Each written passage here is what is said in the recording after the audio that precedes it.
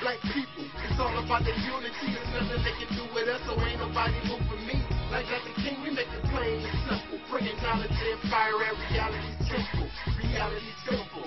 My black people, it's all about the unity. There's nothing they can do with us, so ain't nobody moving me. Like Dr. King, we make it plain and simple. Bringing knowledge and fire at reality's temple.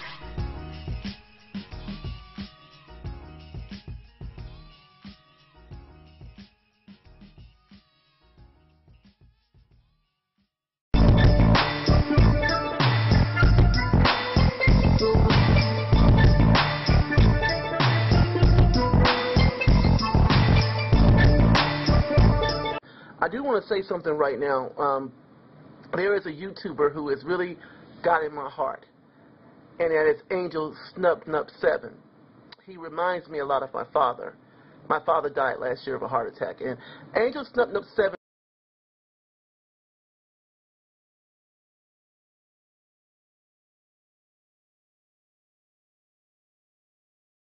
straightened me out.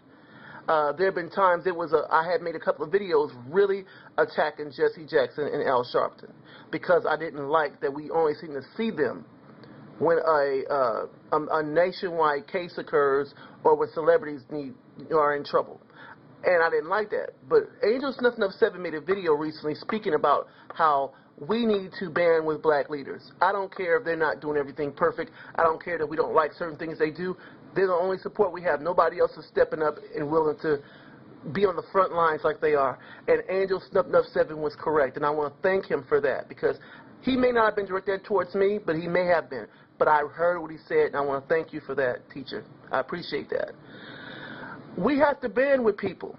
Even though I do critique and I do make comments about what's going on with the black gender war, I don't hate black men.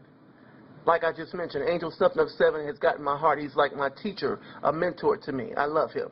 And there are others that I love as well that I do listen to, and I do. Last Man Standing is another one. You know, he don't comment much, but I know he's watching. And there are others that I admire them, and those are the ones you can work with. Those are the ones that you can, we can unify with.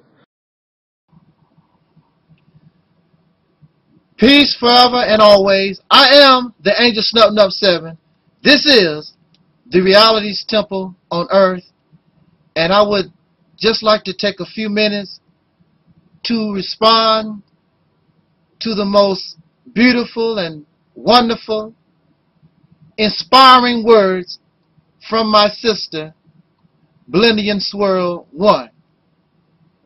It is amazing that every time I feel as though I should become silent, every time I feel as though I should just shut my mouth and just let all of this black liberation, black conscious revolution, all this type of stuff, when I believe that I should just give up, stop making videos, just be quiet, make it a done deal.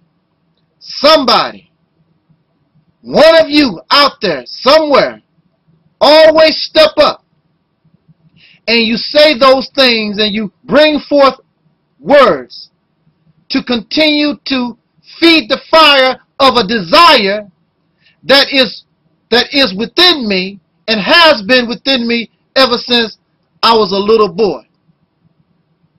I would like to see on my deathbed that these who are the descendants of slaves born in America, I would like to know, as I take my last breath, that at least you are on the right path to go to that mountaintop that our brother Martin Luther King knew that he could not go with you.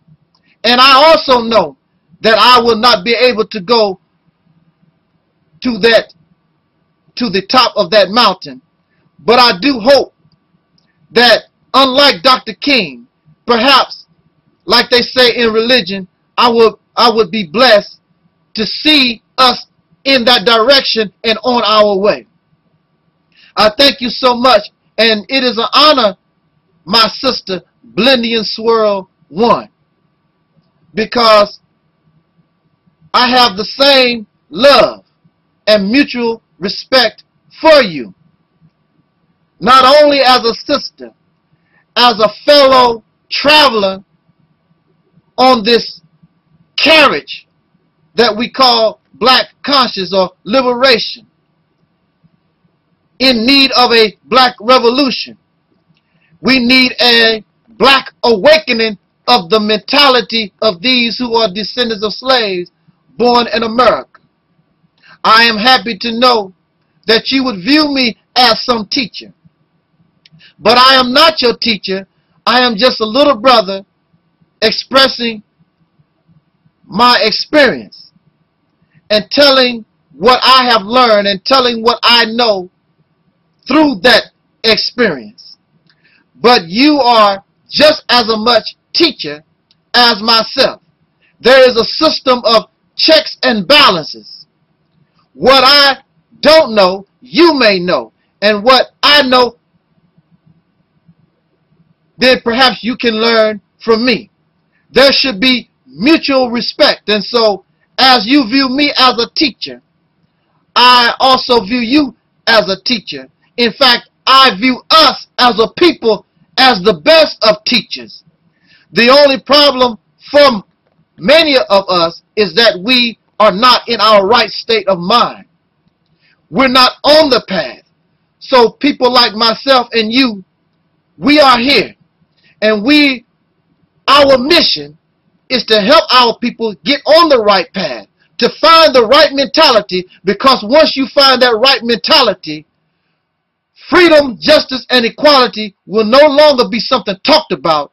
It will be something that is gained.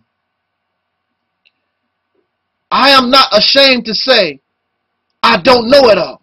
I'm very sure that you are not ashamed to say that you don't know it all. And when you know it all, you are incapable of learning. But in our situation and in the universe, it is always a learning process. So for those who think they know it all, for those who believe they have the answer, these are the type of people we should steer away from. Because what was true today could be false tomorrow. We are fighting ourselves through this maze of over 300 years of hell, torture, and slavery. We need one another. We need this system of checks and balances, because I have personal problem and you have personal problem. But when I become weak, when I am going in the wrong direction, I need someone strong like yourself and others so you can help keep me on the correct path. Because now at least we know where we're going. We need to help each other so that we can keep going in the proper direction and allow no leader, no charismatic figure, nobody who can articulate, nobody with some type of personality. You don't allow no one to keep your eyes off the prize. I have a problem with retaliation. If you attack me and I know I have done nothing to you, it's just something in me because I hate bullies. There's something in me that wishes to retaliate. And I need people around me who can help me keep this anger in check, because sometimes that's not a good thing. Sometimes we must know when to retreat. We must know when to back off. We must learn what battles to fight and what battles just to let go. I was watching a debate, not a debate, but an interview with Malik Zulu Shabazz and Brother Polite, who just had a debate. And one of the brothers, or the brother who was filming the interview, asked both of these men, who seemed to be getting along after some very intense debate, now, what did you learn from the other? Brother Malik described very well what he learned from the younger Brother Polite. Brother Malik coming from an older generation. And then Brother Polite was asked, what did you learn from Brother Malik? And to me, Brother Polite responded very weakly, as though he really did not learn anything from his elder. But he did say, I learned discipline. I learned how to control my anger. That is all that you learned. You did not learn anything from this debate, besides you had to control your anger because you disliked what somebody else was saying. Brother Polite, with all due respect,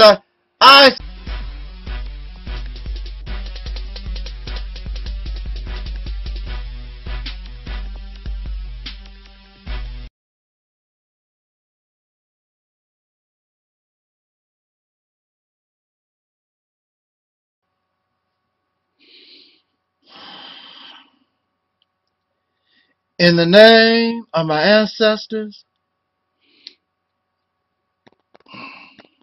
peace forever and always, and welcome to another edition of the Realities Temple on Earth Internet Ministry. Of course, I am the gatekeeper or the host of this particular program, known here on the internet as the mighty Angel Snub Nub 7. I am your brother, and hopefully your friend, Talik Ibn Ra. I have a lot to cover in just a few minutes, so on this busy, let ye get busy. I want to send this message to the Caucasian, the pink people, or the white people of America, and really around this planet, but particularly here in the United States of America. When we go to the store and we buy certain products, when we buy a car, most times when we buy anything, you are encouraged to read the instructions. And most times that product will come with a warning label. What is a warning label? It is a message to you from the manufacturer of that product to warn you of something. If you do this, if you do that, if you touch this, if you touch that, if you do not handle this product the way it was designed, you could cause yourself serious harm or even death. It is a proven fact, and we do know that there are those, no matter how many warning labels you place on a product, they are going to do what they want to do. So many of us, we ignore the warning due to our general ignorance. We wish to be ignorant. We wish to be stupid. And we ignore the warning label. We also ignore when we are warned verbally. This video is a warning to the citizens of white America. Why white America? Because it is you who have the most influence. It is you who are in power. You have never listened, and you have never heeded the warning of no black person, no slave in this country. Although you claim that you now respect Dr. Martin Luther King Jr., you still ignore his warnings when he spoke about Vietnam and his opinion about war. Because the leadership of this nation are warmongers. This nation has been warned by people like Dr. King and other black folks of whom you have no respect for such warning, but there are countless Caucasian pink people, scholars and scientists and historians and very intelligent persons who continue to warn the leadership that the path that this nation is traveling is one of self-destruction. It is just a matter of time. And with the current actions of the president and the Congress leaning towards striking a country that has done nothing to this nation, to continue this pattern of warmongering will eventually, and it is inevitable, to bring destruction and suffering and chaos and mayhem to this nation. But most times, those of us, when you look at the warner and you view that warner as nothing, then that warner is ignored. So you can ignore what I have to say. It is expected, because for the whole 200 some years that this nation has been in existence, they've ignored warning. And now this is the accumulation, and you will now begin to see once and for all the consequences of ignoring the warning labels, whether that label is written or verbal. Did you know that this nation has been in existence for at least 235 years? And within that 235 years, 209 years, this nation, you claim it is the land of peace. You claim that it is the land of freedom. But 209 of those years have been at war. And as a black person, black people living in this nation, we have suffered the whole 235 years. At war or at peace. We've never known this freedom, justice, and the American way that you speak of. Just last month, it is still found to be necessary to march on Washington after 50 years because nothing has changed. March on Washington for what? For jobs. March on Washington for what? Because of the poor. March on Washington because of the war. The same circumstances, nothing has changed. So we warn America today, not for my sake, for your sake. But I understand that whatever happens to you because I live among you, I will also suffer consequence. So I have no choice but tell you. It's just like if you are riding in the car with somebody and they doing something stupid.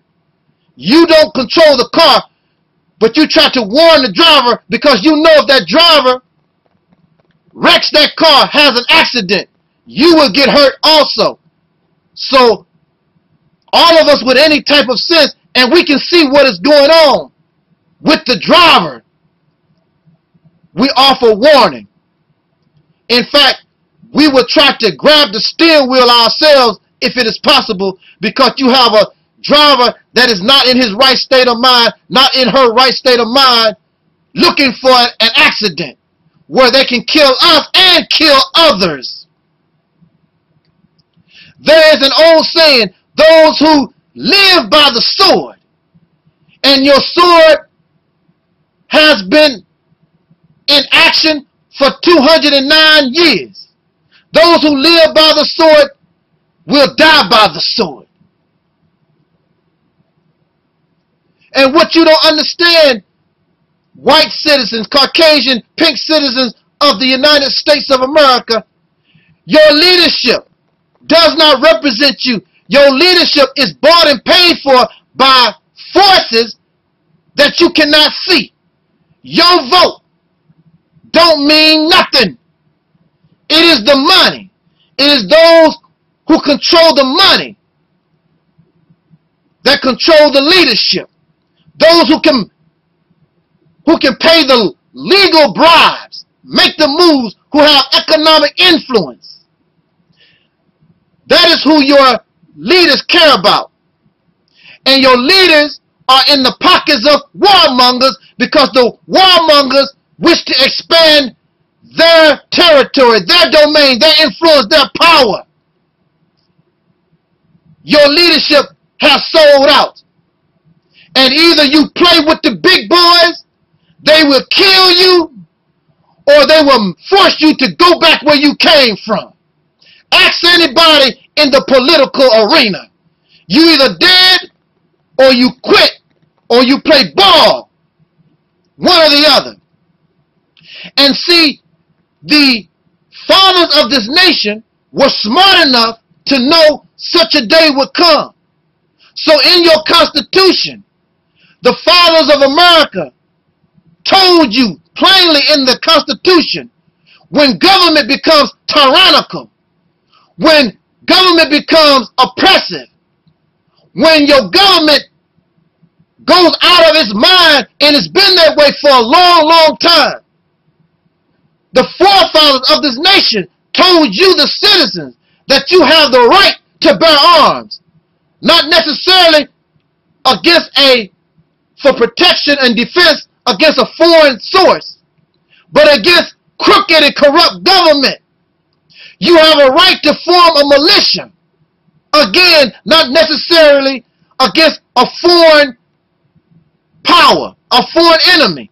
But when the government becomes corrupt, and nobody and no government is more corrupt than what you have seen within the last few decades for a long, long time.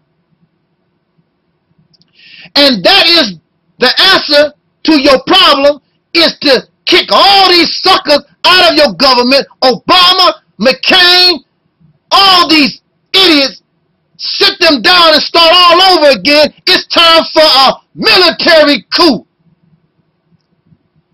Whether you can get cooperation from the military that is under control by your corrupt president and Congress and Senate or whatever, and judicial system, then you must form your militia, bear your arms, and take on this government.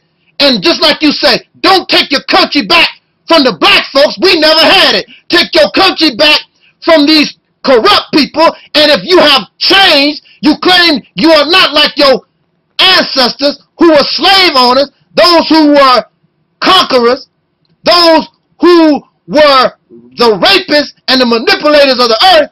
Then you go to war with a corrupt government and put America on the proper course so that it can be the proper example of a beautiful nation. And your voting is not going to do anything. Your pleading is not going to do anything. This government must be brought down by the sword. And you suffer, and you don't even know why.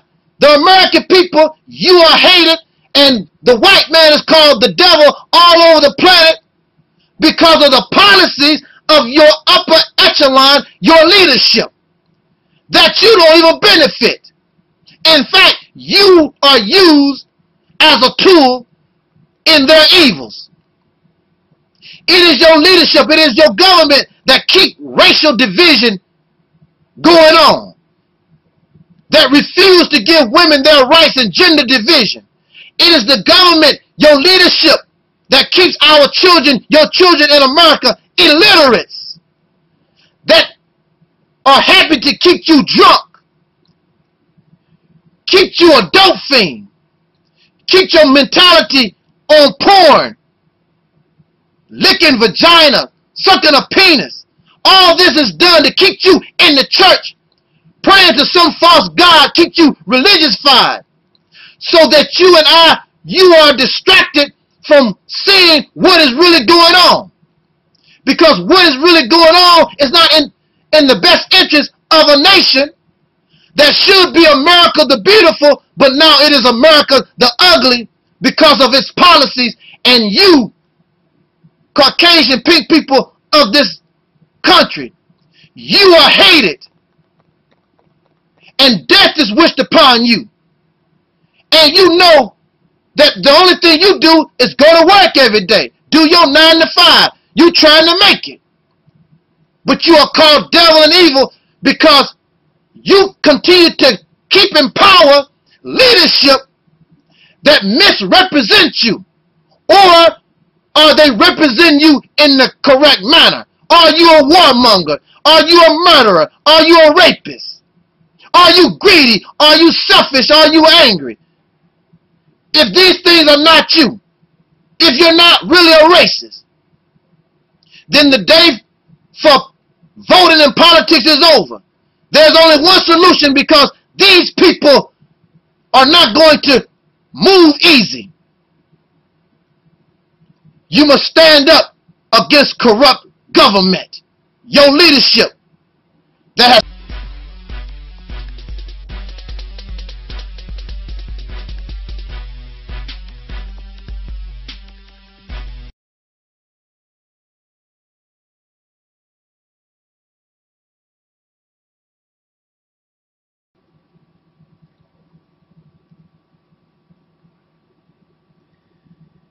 in the name of my ancestors,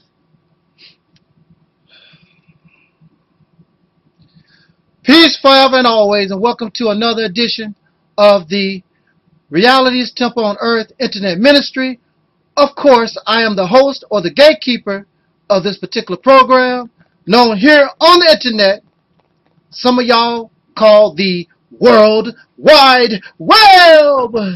However you may call this medium, I am known as the mighty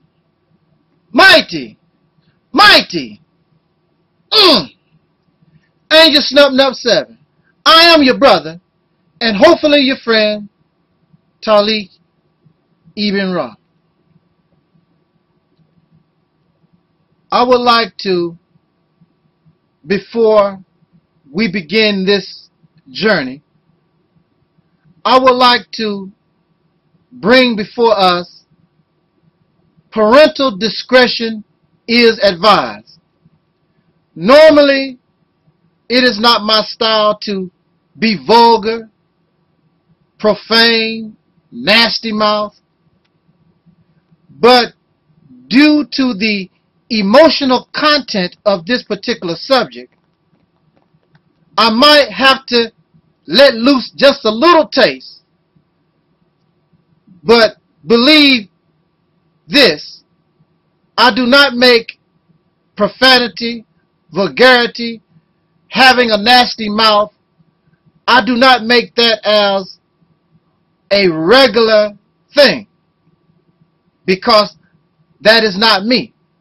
Like I said, perhaps I might not sling a little filthy words out there in this talk, but just in case, I want to and wish to warn the competent parents for those children who are of age whereas they should not really be exposed to such talk. However, whether the children are listening to this video or not, perhaps even in the home, on radio, on television, our children already know these words. So a parent should be able to sit down and tell their children why it is not proper to use such words. I am not trying to use these words just to be nasty or filthy or foul-mouthed. I'm using the 4-letter words in a certain context. So every other word is not MF this, kiss my this. You will never hear that from me, because I know how to articulate and explain exactly how I feel, so I do not need fillers. Profane language is a filler for something somebody wants to express, but they really don't know how, so they fill the void with 4-letter, 5-letter, nasty mouth. So it would distract you from the fact that there is a void. Oh, he cussed, but you're not listening to the fact that the cusser is leaving a void. They are having a difficulty explaining something, and most times when we have difficulty explaining something, it is because really we don't know. And for those who hear but they don't listen, the speaker can continue to get away with that, and you may love the speaker because of how he or she represents the word, but it is like eating an apple that has no nutrition. The apple is beautiful, it is bright red, it is ripe, has a nice taste, has a little sugar in it, but it offers no nutrition. I want you to be able to come to this ministry and eat from this tree. Whether it is an apple or orange or banana, I want you to be able to eat from this tree. Take that fruit, and from that fruit, you acquire some type of nutrition so that your mind can grow. So that you can think for yourself.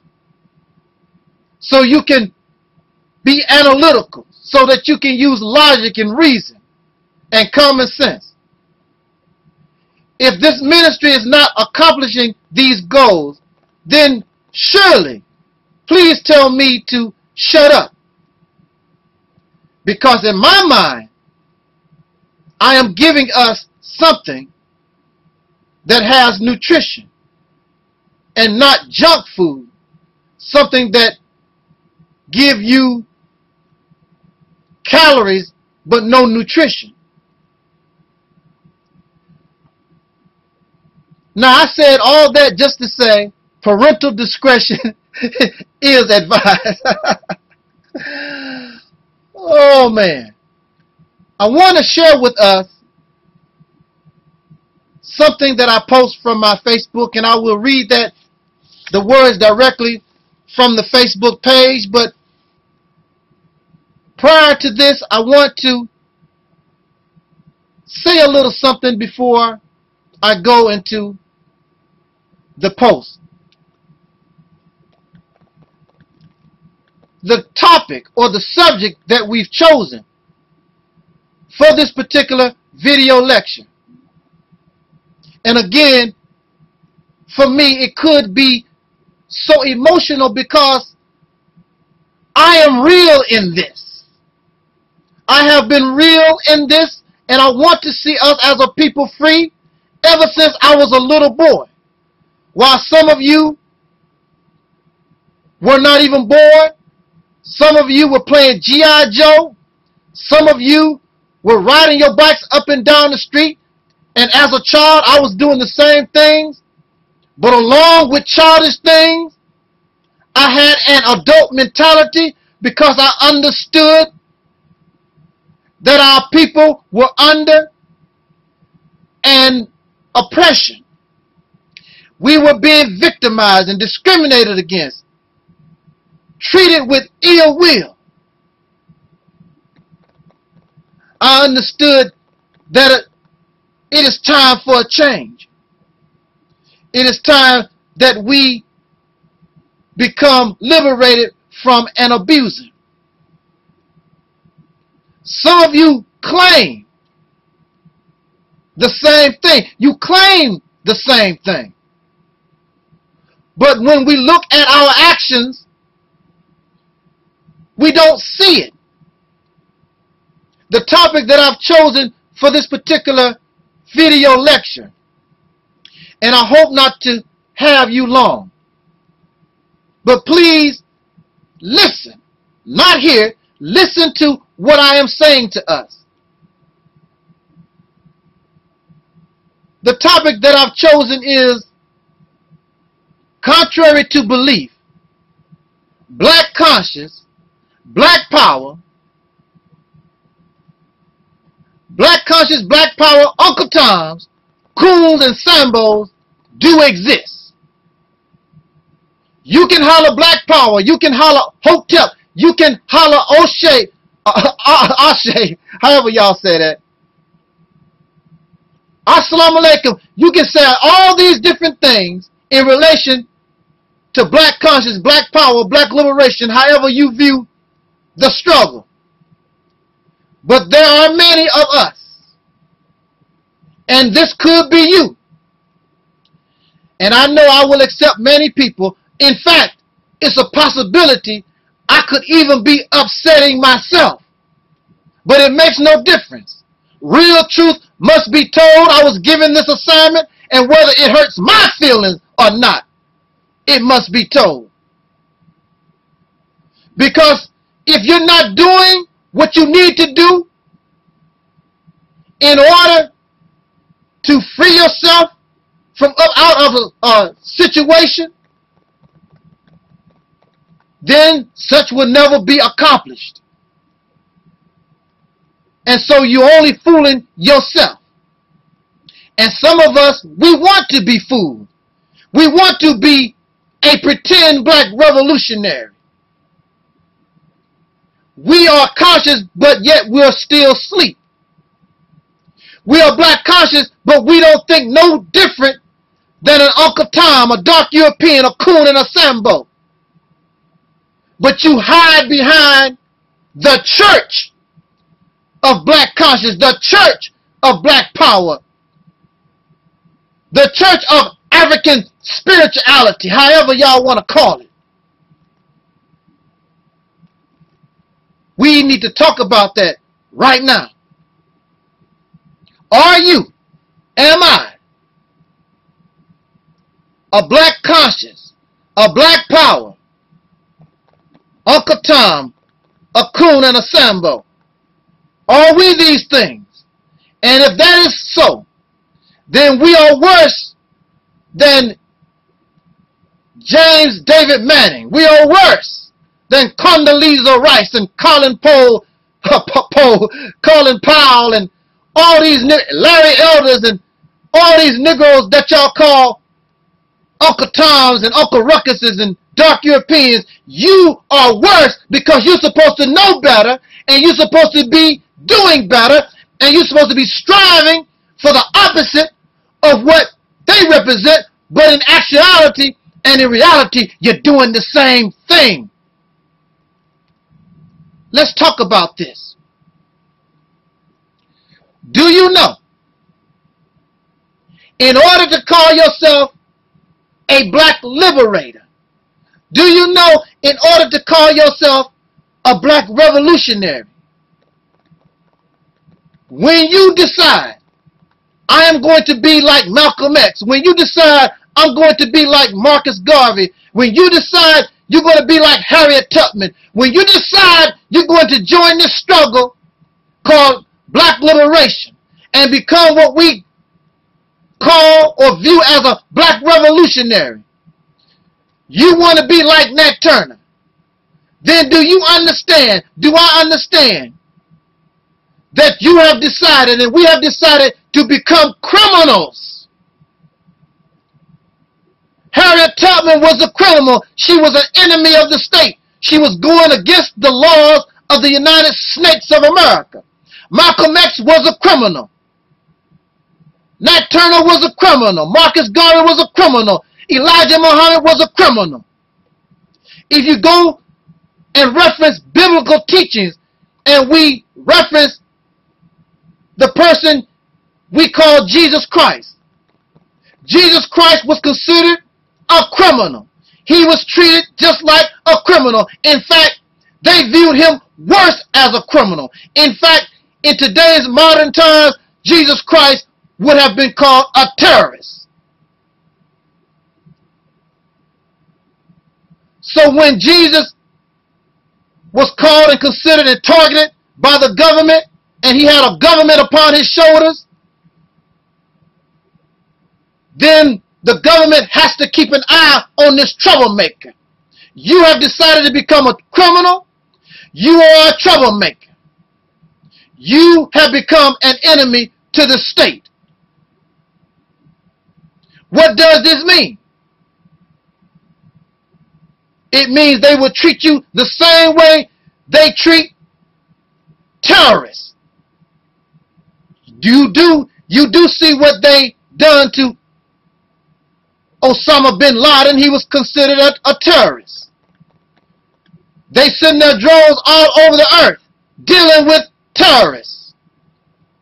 Assata Shakur, some of y'all praise her name, but you won't do nothing near what this sister has done. She is considered a terrorist, hiding out in Cuba. We want her back in America, not so we can kiss her, not so we can hold her and praise her. We want her because she's a terrorist. So we need to keep an eye on all those who support this woman in Cuba, because chances are they are terrorist wannabes. But when you decide to go up against the government, when you decide that you are a freedom fighter, a revolutionary, in your eyes, you are fighting for freedom. In your eyes, you are fighting for freedom, justice, and equality. But in the eyes of your opponent, in the eyes of your oppressor, you and I, we are troublemakers. We are criminals. And you eventually will be treated like a terrorist. Are you ready to pay the consequences? Assata Shakur had to leave this country, never to return. And if she do return, she's going straight to prison for the rest of her life. Many of you have never had a traffic ticket in your life, but you talk all this black power, black liberation stuff. You never spent not one day in jail. But when you become part of this movement of liberation, then you must get your mind ready that not only jail will you face, but they will send you to the morgue. How many Black Panthers did they kill? How many members of the Nation of Islam did they kill? How many men in the Marcus Garvey movement did they kill? Send back to the countries that some of them came from, the harassment, the telephone calls. Y'all know this, but you don't understand the reality. Do you really understand what black liberation is? Do you understand what a revolution is? All of you quote all this history. But look at the history of black people in this nation and you compare it to any other revolution in history. There is no comparison. Black people are the most educated, the most richest, oppressed people ever in history. And your struggle goes on and on and on and on. For an up-to-date modern example of revolution, we can use Syria. I don't know anything about the rebels in Syria. There's a group of people, as far as the government of Syria is concerned, this group of people that's fighting the government are terrorists. But the terrorists view themselves as freedom fighters. Over 100,000 people have died in this civil war. The government and the rebels that they call terrorists. But these rebels no longer want this government on their shoulders. So many have died. Many are sacrificing. Many of the people have become refugees and gone outside of the border to escape the violence, while there are men who have decided to arm themselves and go up against a tyrannical dictatorship. I don't know what that situation is. I'm using the rebels as an example because they are dying. They are suffering. They are fighting. While you are doing what? You standing on the street selling DVDs. Come to my debate. Hear my lecture. Let's get in bed and make some more babies. Not for my benefit, but for our massa. Let's smoke some weed. Let's do some drugs. Your idea of revolution is warped. It's delusional. It's fictional. And above all, you don't have the strength. And you fear death. That is the reason why the black man and woman have become the world's greatest slaves, because you fear death. You fear sacrifice. You fear pain and suffering.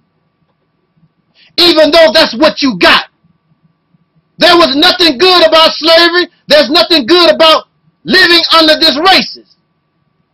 But you don't mind suffering under the massa, but you won't suffer to free yourself from that massa. You are fake. You are fake and fraud.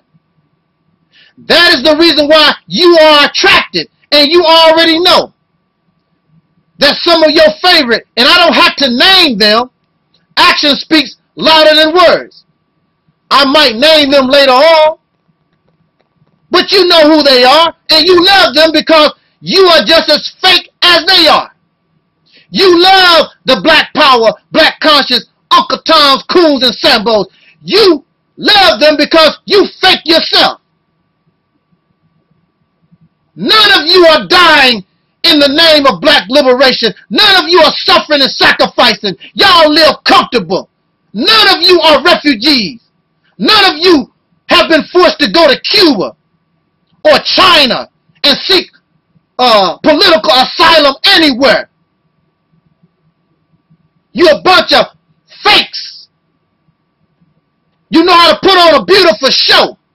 And that's why many of these people don't listen and come to this ministry.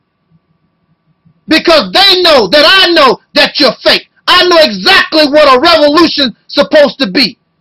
What it's supposed to look like. I'm not tripping off what Malcolm X said. What Elijah Muhammad said. And the film clips from the Black Panther Party. I am here to bring us reality. I am here to bring us what we really have to face. But you already know some of these things, and y'all are cowards. So you can pretend to be a black conscience. What's the sense of knowing all this? It means nothing if you are not free and liberated to act upon what you have learned. You are still a slave and cannot apply all these things that you are learning. Because a massa is not going to allow you to do what you think you want to do in his house.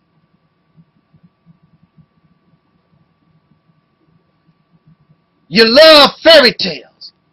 And black folks, Africans all the way to Egypt and prior to Egypt, the black man, these African people, love fantasy and fiction.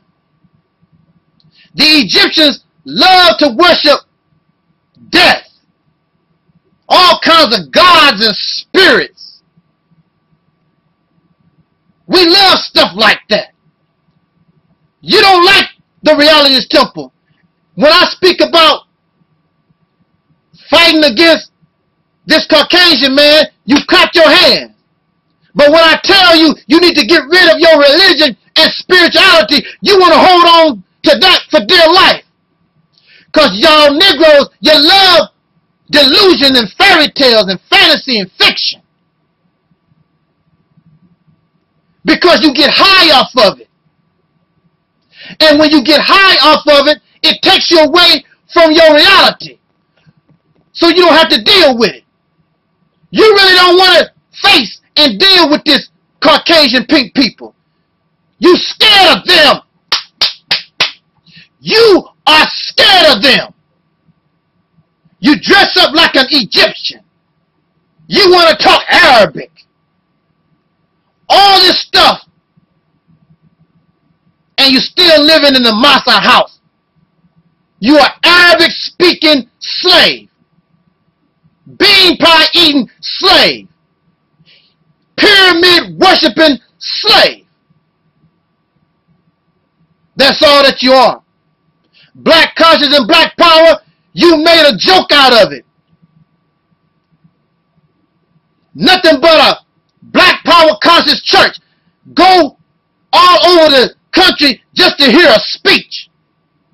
If the speech is not inspiring you to take drastic action to free the people, and that requires blood, it requires death, it requires the taking of the enemy's life. That's just the bottom line. Look at Syria. Look at any revolution. It's not a game. It's not church. And you run around talking about the Christians. And you do the same thing. Let's go to the debate. Listen to the DVD. Church. Black conscious church. The Million Black Youth Church. That's all it is. Nothing but the junior Sunday school. Because you're not teaching and showing the children the reality of what they're facing. Church. Can I get an amen? Can I get an amen? When you become a black revolutionary, when you are in the struggle of black liberation, you become a criminal.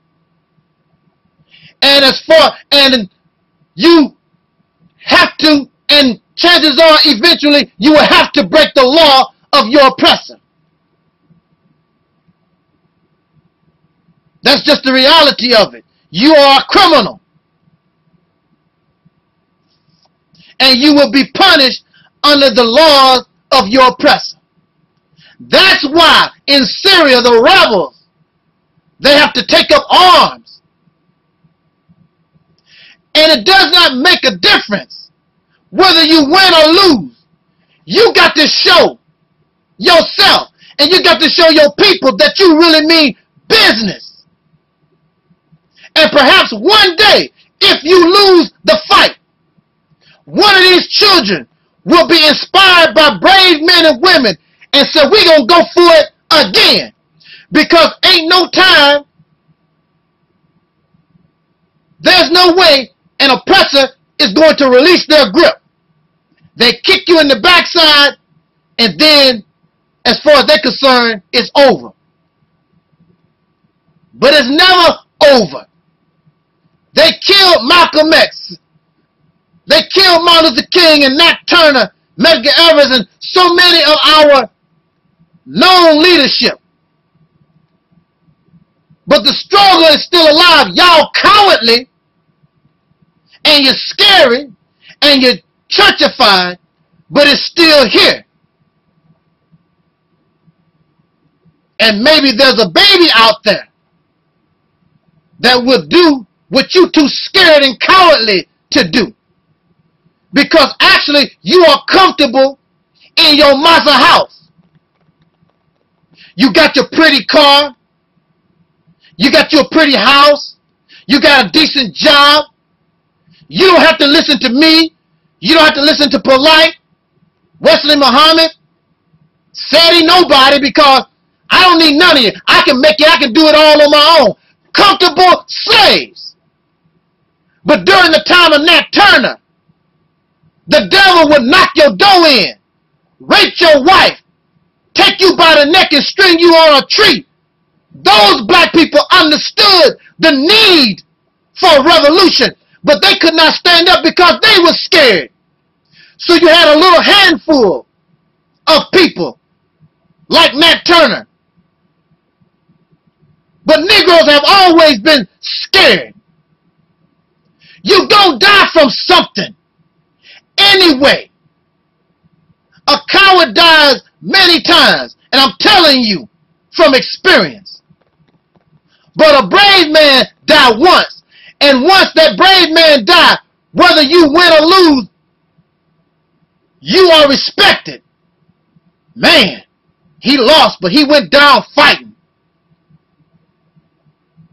But when you're a coward, nobody respects you. When you're a little sissy, nobody respects you. And don't try to talk bad, because somebody gonna call your bluff. Just recently, King Samir Shabazz running around on YouTube, National Geographic, telling everybody, I hate crackers, kill the babies. And then the cracker caught him with a gun, and he put his tail between his legs and went on to jail when he should have took his gun and got to blasting some crackers. Who are you to take my gun away from me, cracker? But no, he want to live to see another day because he's making a family in the oppressor's house. I want some children in the oppressor's house. Y'all laying around watching porn all day, making babies, revolutionaries, making babies in your oppression in the master house, having families. Y'all go to Disneyland in the master's house, laying around in the jacuzzi.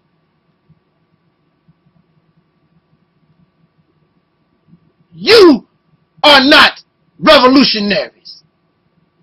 You're fake. And that's why they stay away from the reality's temple on earth. It's because I have to be real with us. How long does it take to liberate somebody? Been talking this black revolution, black liberation stuff going on 100 years. You ain't been liberated yet. You know why? Because you really don't. You don't want to suffer. You don't want to sacrifice. Just a few handful want to do this. It's not enough to get the job done. So the masses of the people are not inspired because they know that y'all fake. The people are ready. The children that participated in the Million Youth March, they ready. The problem is leadership not ready, because leadership don't want to go to jail. Leadership don't want a bullet in their neck. Leadership don't want to go to the morgue. Leadership don't want to go to prison the rest of their life. They're not ready to make the sacrifice.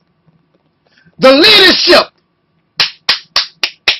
is a bunch of black power, Uncle Tom, coons, and Sambos. That's why there has been no change since the 1960s.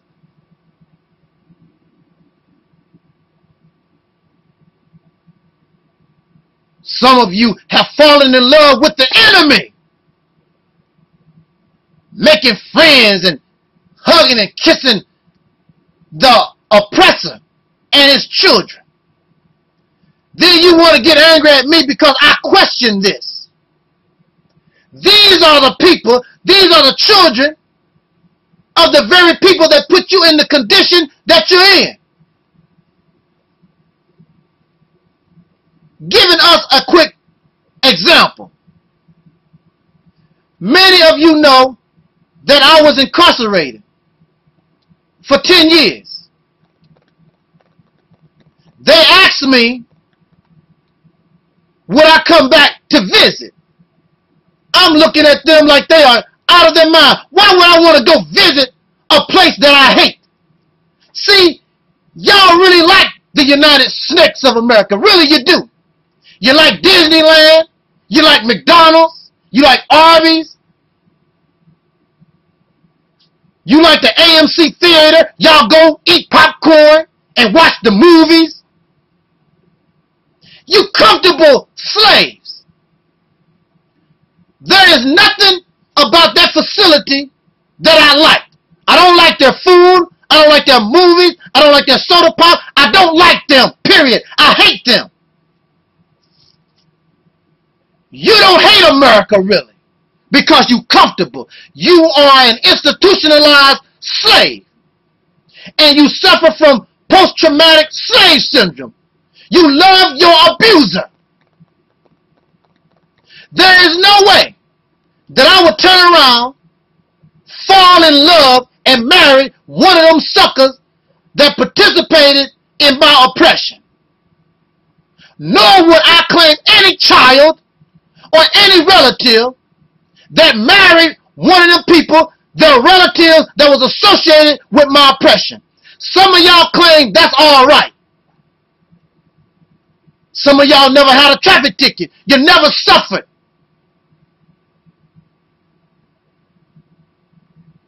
You never was lynched. Your mother, you never seen your mother lynched. Father's lynched.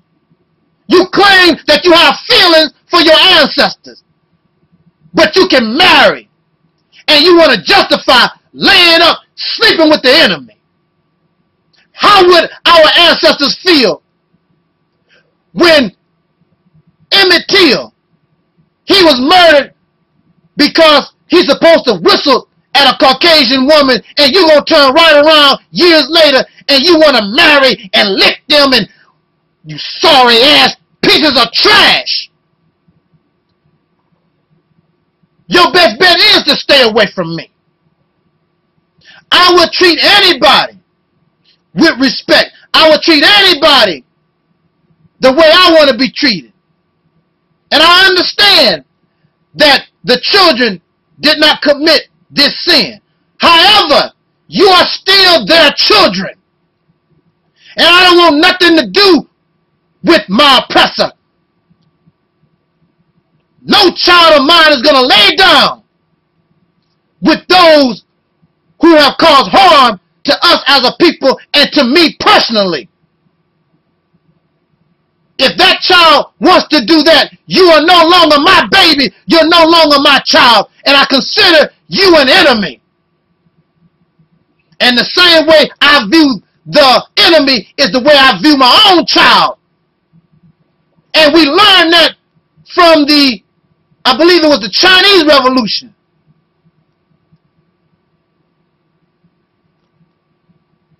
During the Chinese Revolution, they had to kill their own parents, turn in their own parents and relatives to the authorities during this uprising because they was traitors. They was on the wrong side. Either you with me or you against me. But this is not a shock to me. This is the behavior of those who still suffer trauma. Most people, many of them, they will fall in love with those who abuse them. Mentally sick. So it is easy for you to be attracted to the black conscious, black power, Uncle Tom, Coon, and Sambo, because that's really you too. Holding on to your fairy tales and your delusions. Ain't no God gonna come out the sky and do nothing for you. Ain't no spirit. Ain't no earthquake. Ain't no spaceship. Whatever happened to you that is good, it was due because some man helped put it into existence. It was men, not no tornado, not no spirit, not no little gremlin. None of these things put you and me in our bad condition. It was men. A man with an evil and wicked mind, filled with material lust. And out of that material lust, he made manifest murder. So you're dealing with a murderous people. And we have a right to defend ourselves. You don't want to express that right because y'all living good. And you want to hold on to your fantasy religion and spirituality because it takes you away from reality. What is truth? Some of y'all claim, I got the truth. Truth is simply that which is consistent with facts, and many of y'all have lots of facts. But it is consistent also with reality. And if you promote religion, that's not reality. If you promote spirituality, that's not reality. That's some fantasy, delusional stuff that you need to throw away. But see, slaves like that because slaves want somebody else to do their fighting for them. Come on, little gremlin. Free me from my massa because I'm scared. Come on, mothership. The mothership gonna come out the sky. Come do our fighting for us, mothership. Lazy and cowardly. So you deserve everything that you get. You deserve to be a slave. You only fool yourself because you don't fool the racist pink people. They see you for exactly what you are, a bunch of black power, black conscious, Uncle Tom, Cools, and Sambos. Everything that you do, as long as you live in the United States of America, no matter how much you holler black power, Ashe, Hotep, Assalamu Alaikum, everything that you do living on this soil, as long as this devil is in power, you benefit him. So how are you liberated? You suffer from post-traumatic slave disorder.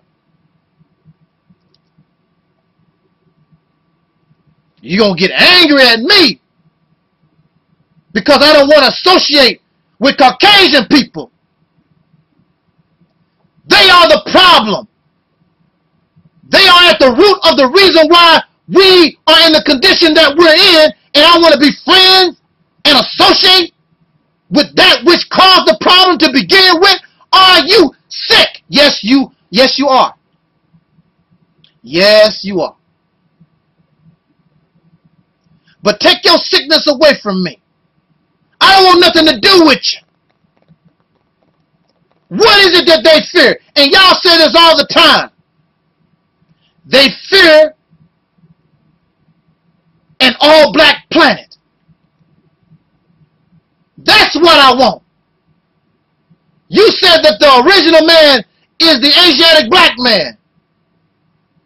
The original man is the black man. So how are you going to go back from whence you came, romancing the oppressor, thinking like the oppressor?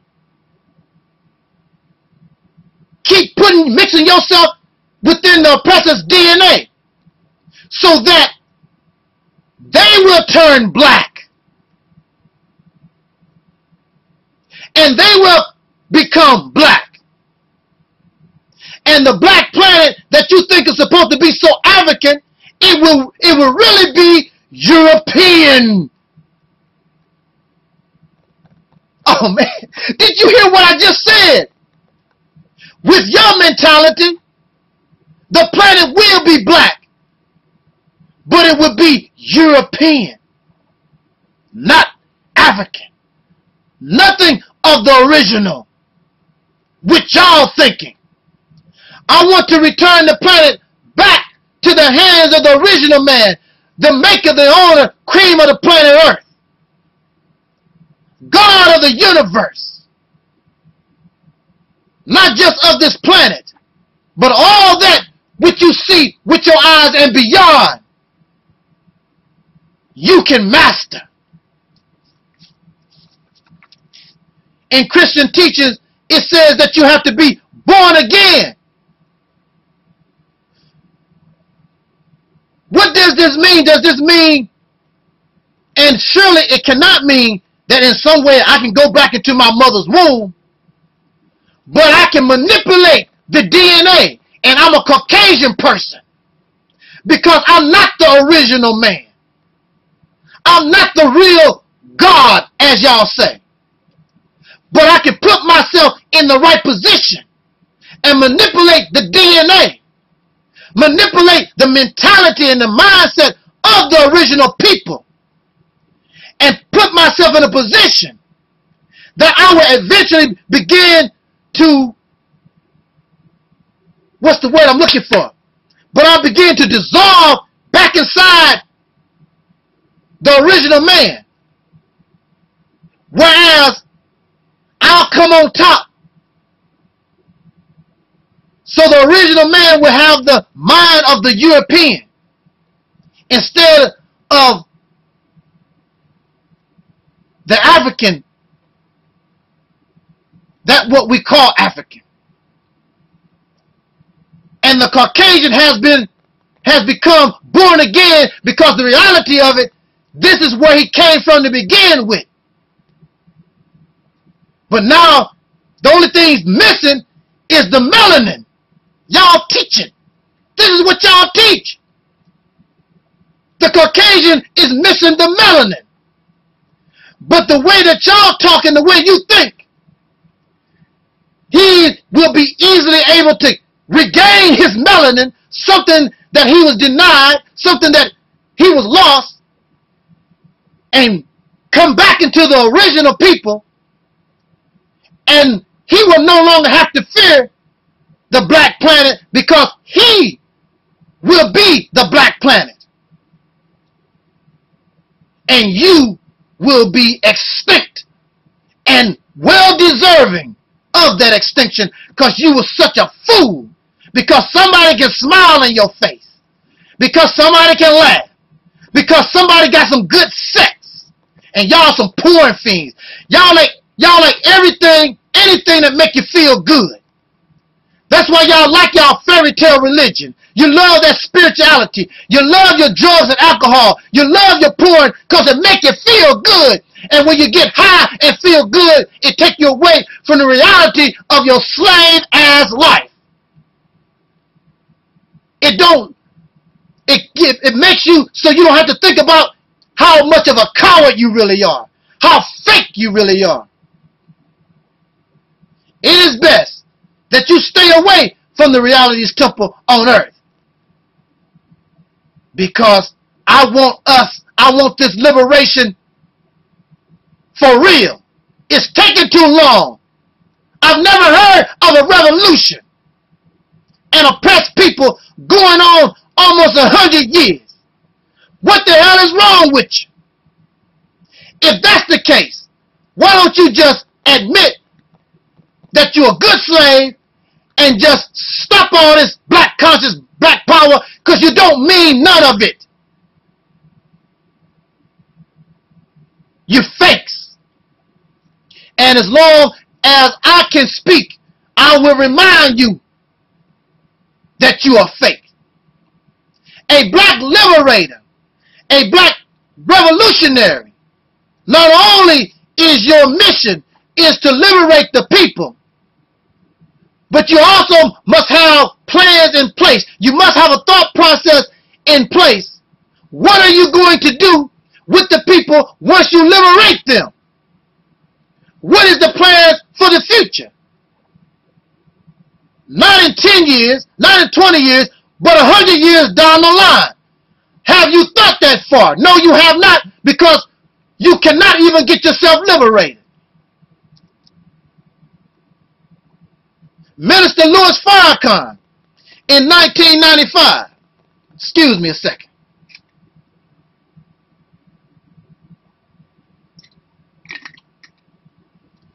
Minister Louis Farrakhan in 1995. He called for the Million Man March. And just recently, we had the Million Youth March. And I very much doubt that 1 million youth showed up to participate in this march. In fact, we should stop this march crap, period. We love to do things over and over that produce no fruit. In 1995, Louis Farrakhan is the only black man, in the history of our struggle that had an opportunity.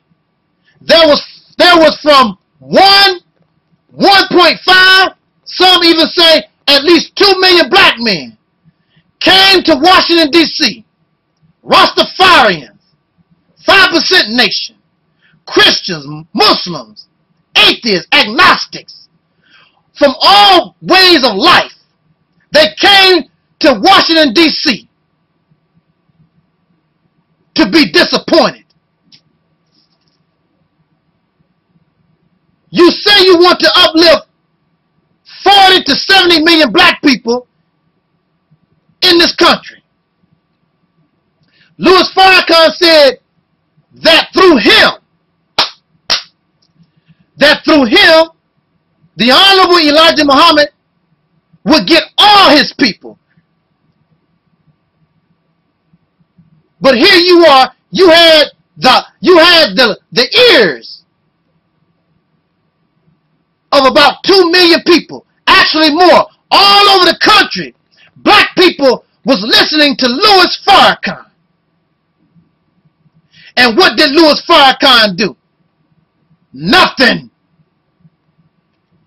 He gave a sad speech and disappointed everybody that came to the march.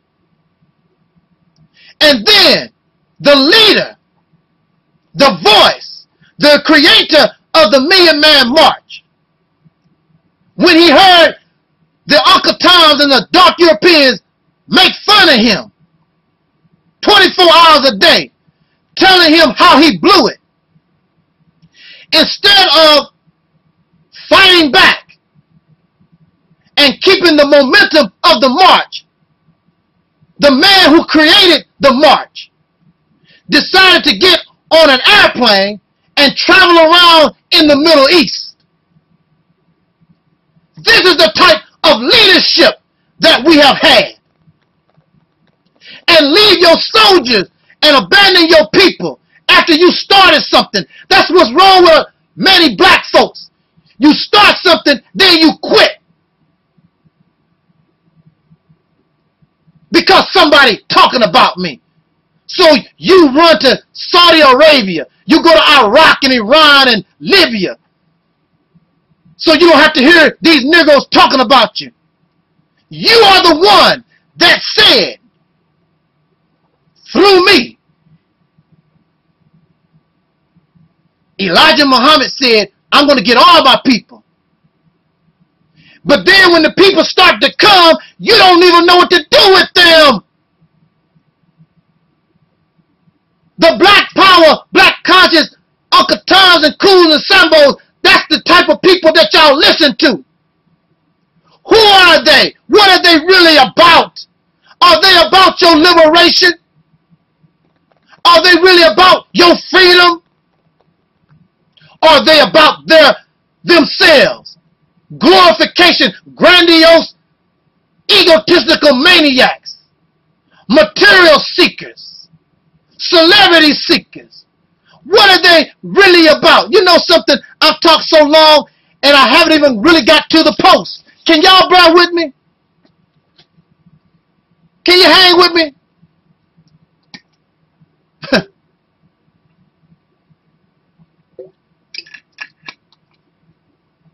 There is something that you never hear from black people anymore in the hood. And that is an old saying, let's get real. Baby, I'm real. Black people used to say that all the time. I'm real, baby. You never and very rarely hear black people express real. Never. And you never hear black people talk about their soul. Man, hey baby, I got soul. We used to have soul music, not R&B. But the reason why you don't have soul is because you sold your soul for diamonds. You sold your soul for material things. You sold your soul for celebrity. Malcolm X was not part of the black struggle because he was looking for celebrity. He was not looking to sell DVDs and make YouTube videos. Malcolm X was a serious man. Elijah Muhammad was a serious man.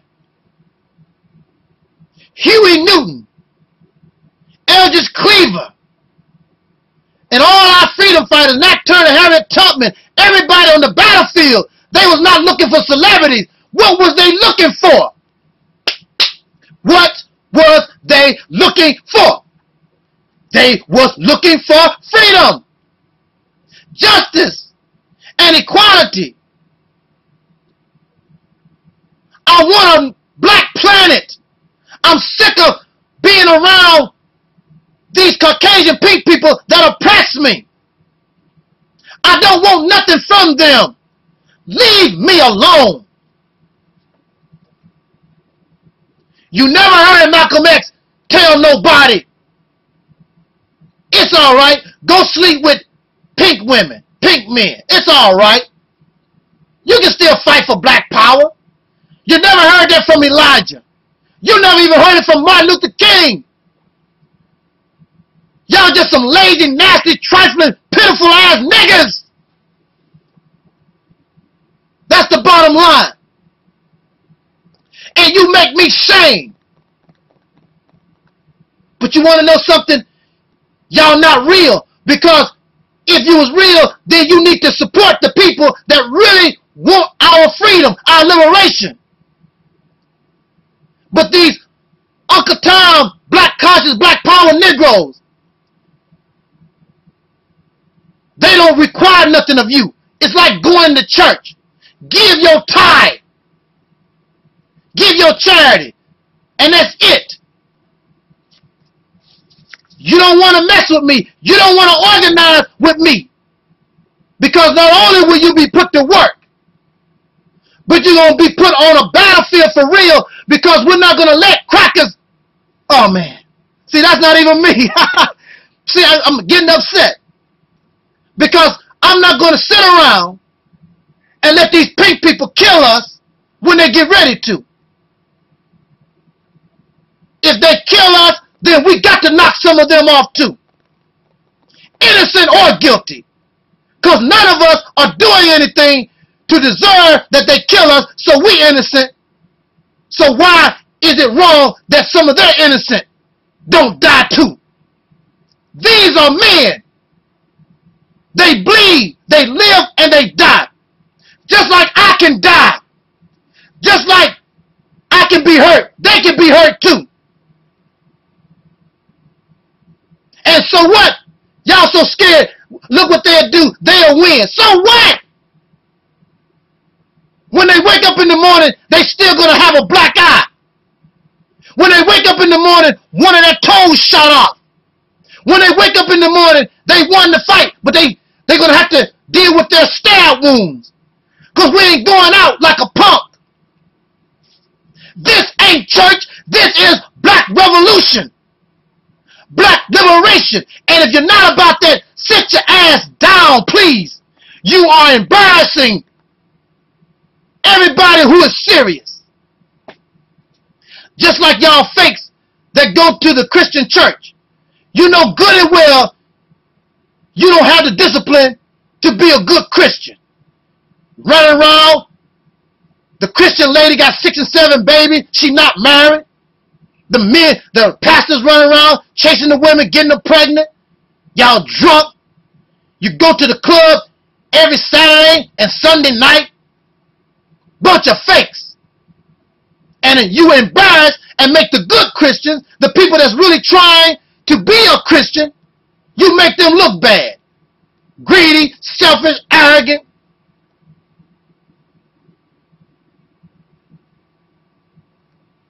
and all these people, all this garbage that y'all put up. You don't impress me. That's why they don't mess with me.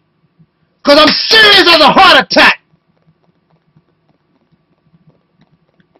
It's time to get our people free. All jokes aside, stop going to Disneyland, smoking crack. How you gonna be a black man fighting a revolution and the only thing on your mind is some woman's panties? Y'all panty sniffers. I'm a black revolutionary. Once you get this beast off your back, you deserve a woman. Until you get this beast off your back, you don't deserve no woman, period. You ain't earned nothing. You're not a man. Bunch of cowards. Oh, man. Woo.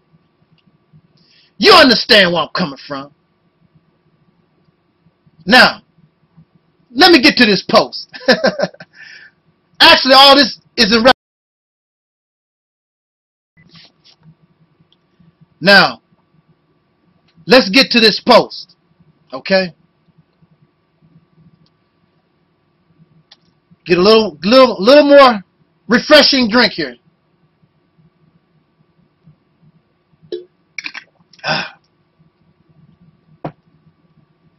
See, I love you. I love us. It's not going to be easy, brothers and sisters. Like I said before, ain't no ships gonna come out the sky. Ain't no little gremlins gonna come out your toilet. You ain't gonna have no special dreams. The solution to our problems is not a divine person. You are a divine people. Your baby might say something to give us an answer that we need. You never know where that answer could be to our problem. Whatever we need is in us, not in some organization or some special individual. It's us as a people. It's about we, not he or they. It's about we, the whole collective. Stop worshiping these suckers. They only want your money. They only want you to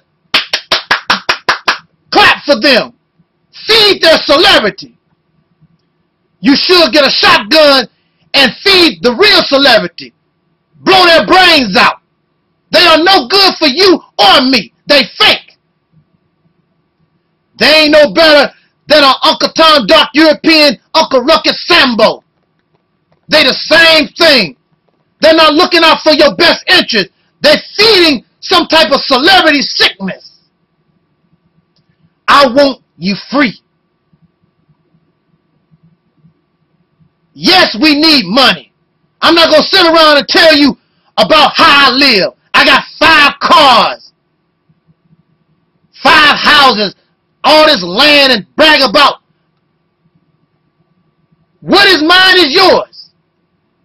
The Honorable Elijah Muhammad taught me that whatever a brother has, half of it belongs to me. Whatever a sister has, half of it belongs to her sister. So these people talk about, look what I got. Look what I bought. What I got. And I tell you this, many of these people and persons, because they don't understand the reality of the revolution, they are setting themselves up to be easy prey when the Caucasian people finally decide to come down on them. They are already setting themselves up. So all the money, all the glory, and all these things that you're trying to accumulate, this devil can take away from you in the blink of an eye.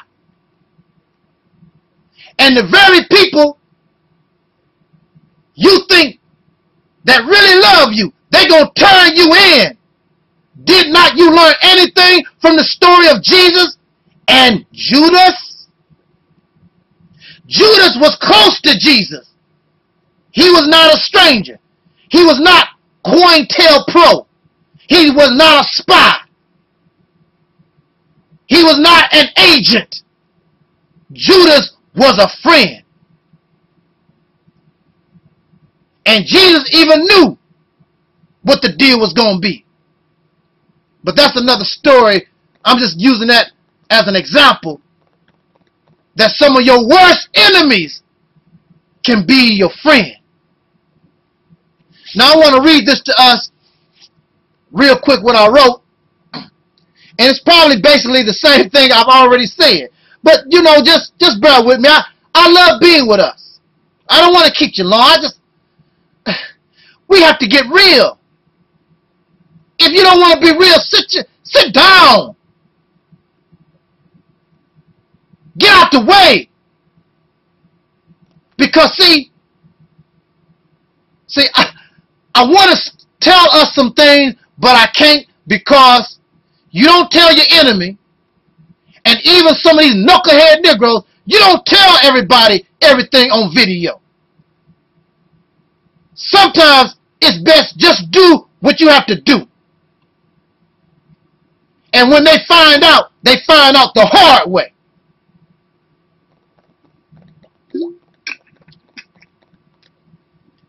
The topic that I've chosen, contrary to popular belief, did you know that you can be black conscious?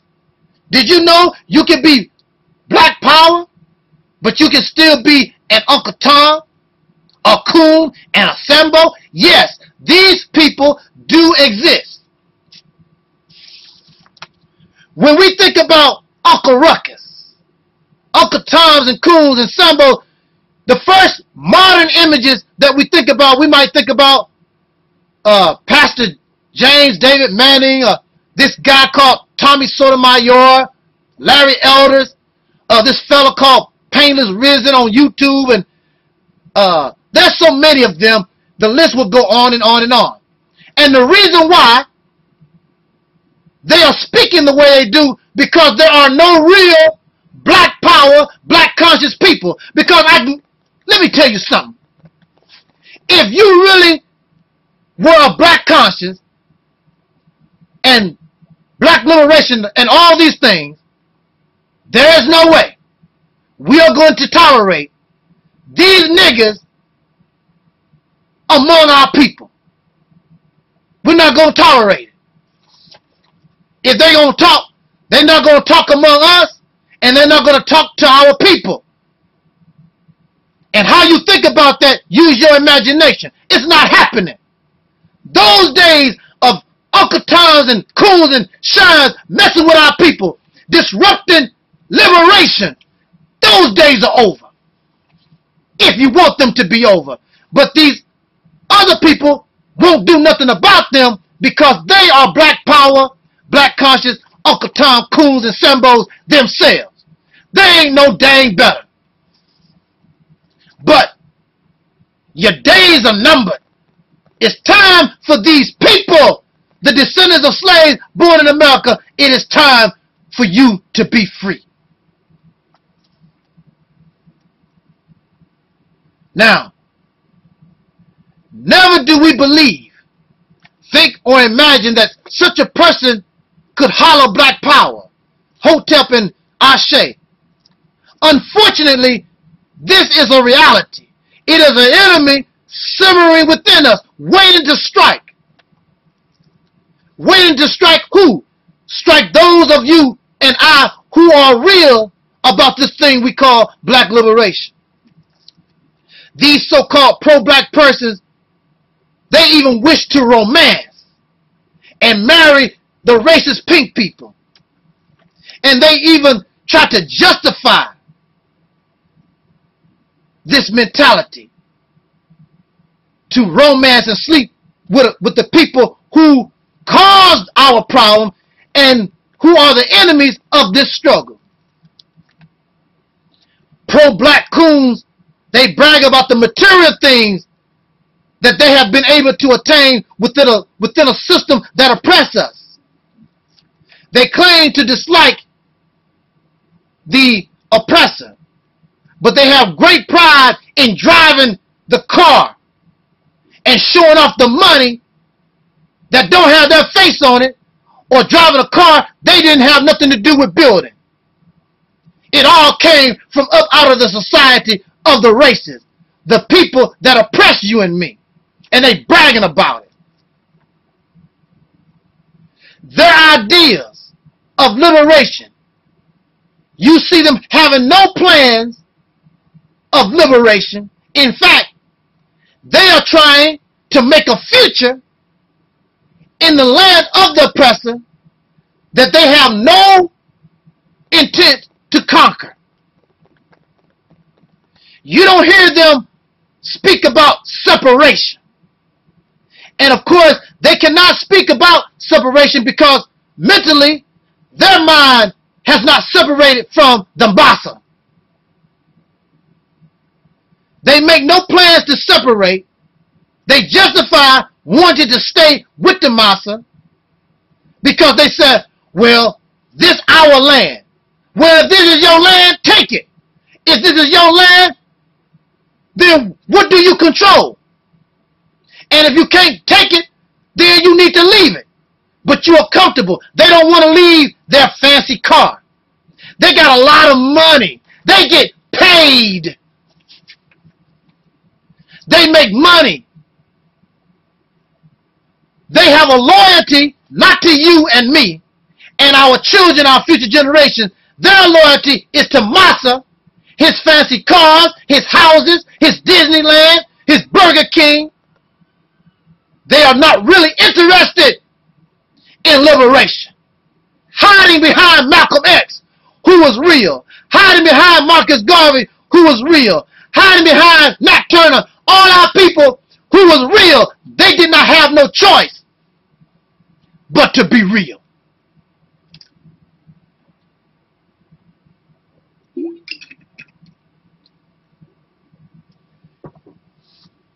Taking up some of these cools, they take up pink people as friends and allies.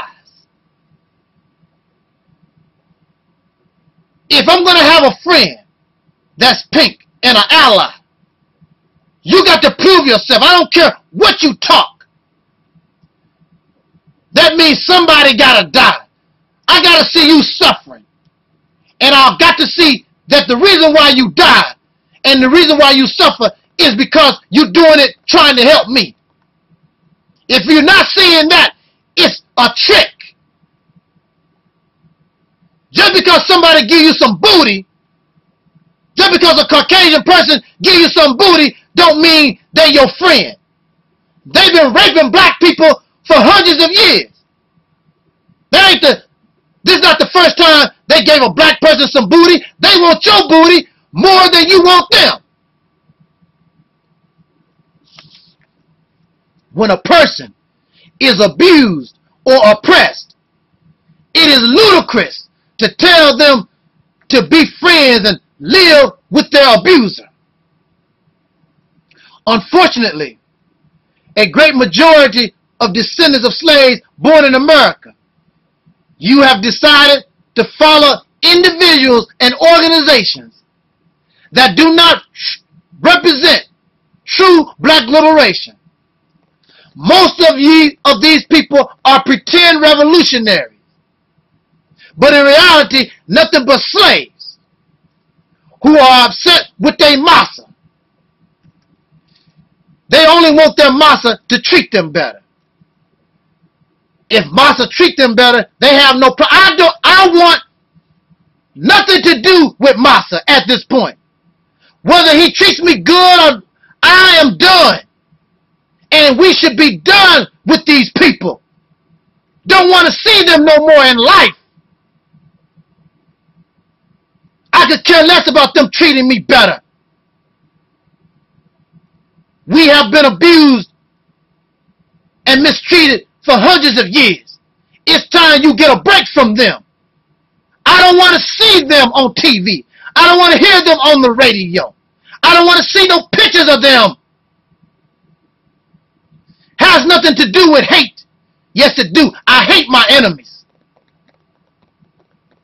and those pink people who claim they understand, then you understand why we should feel that way. And perhaps in the future, after all this is over, our children can do just what Martin Luther King said. Little black girls hold hands with little black boys and so and so and so and so. But at this time, with the mentality and mindset of these demons, it's not going to happen. Need to get away from them. Y'all love the racist job that you got. You like his money, his Disneyland. You like his drugs and his porn and his pornography, his liquor. You even like to get in his panties, his jock strap. You like his Xbox and iPhones. You like all that kind of stuff. It reminds me of that old African saying, how do you trap a monkey? You put something shiny in the hole of a tree. And how does that go? Anyway, the monkey reach in to get to something shiny. And the only way he can get his hands out, he got to drop the something shiny. But he'd rather, oh wow. But he'll rather, because of his greed, because he wants that something shiny, he will hold on and keep his hands closed and deny his own freedom because he's trying to get something shiny. Oh wow. Woo! Y'all supposed to know all this African stuff and got all this black conscious knowledge. And the Caucasian people give you something shiny. The shiny job. $50,000, $100,000, give you $1 million a year. The iPhone, YouTube, drugs, alcohol, pornography. Give them something shiny, they hold on to it.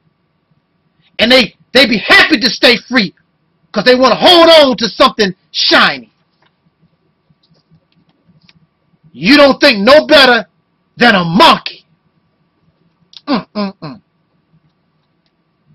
And once they catch the monkey, what do you think they're going to do once they catch the monkey? Some people eat monkey.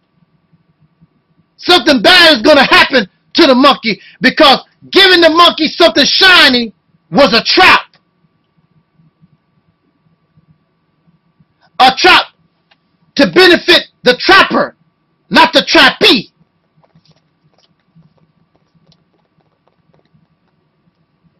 Many of you reject the idea of an exodus because this is your land, but you hold no title, you don't control nothing, nor will you ask the people to give you a title because you know they're not going to give you nothing. You come up with all these excuses because really you comfortable living with your massa. You comfortable and you institutionalize. And you also are a coward. Y'all cowards. Treating people as you wish to be treated does not mean you have to lay down with them. It is funny that the people have a demented sickness to romance. And it's always the children of the oppressor.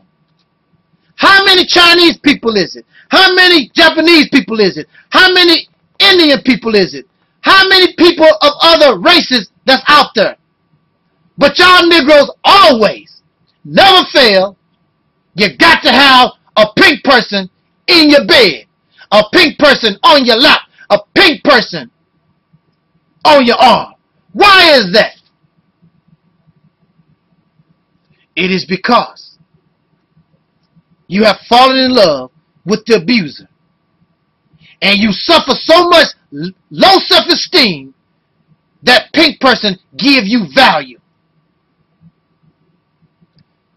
Some people claim that you can have true love with a pink person.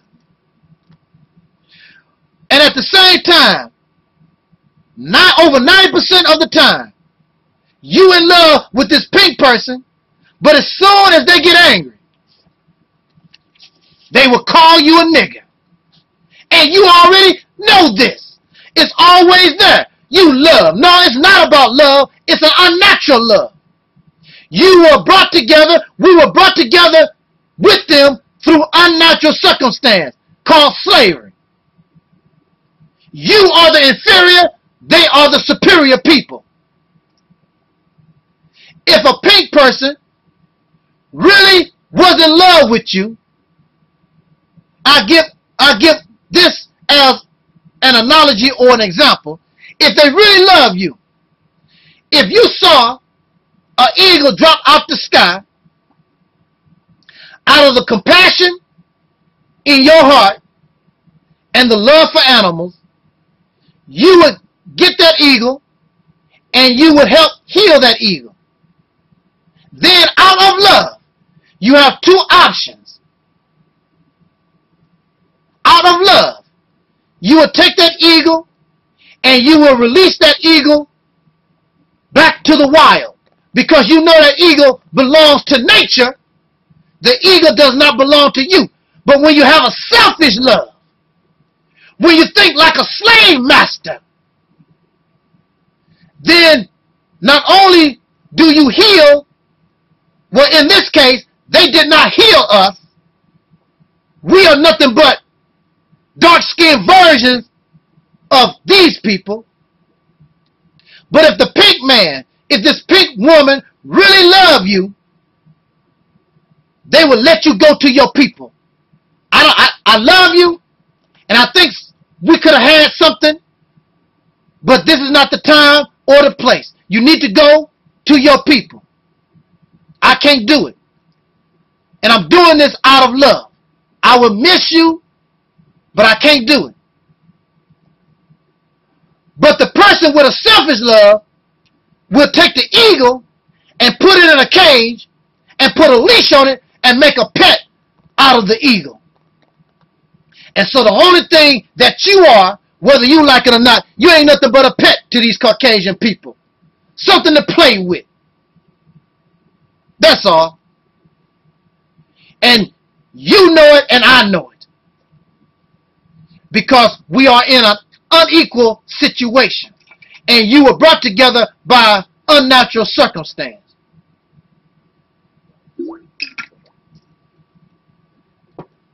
So when they call you nigger, don't come and complain to me.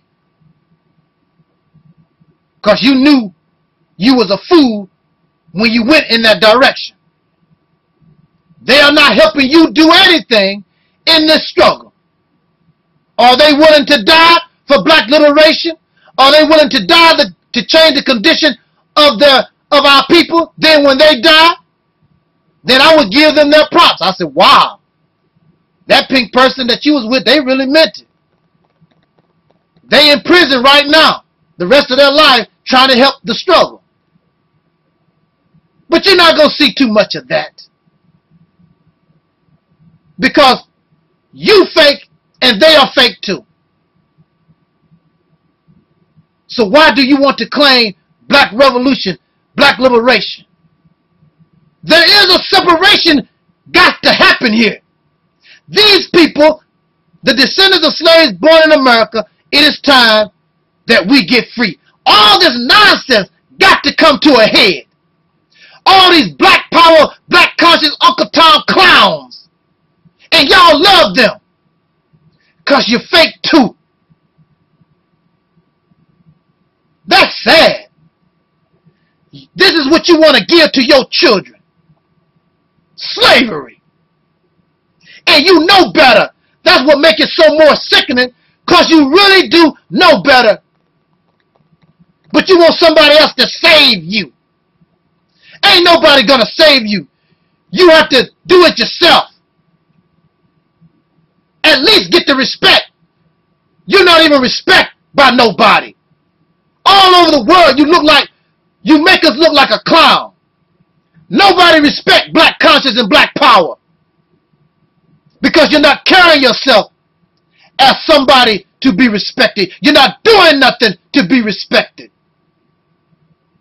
So how do you expect our people to join black power, join black supremacy, join the struggle, and we look like clowns and they know that you're not serious? You only fool yourself.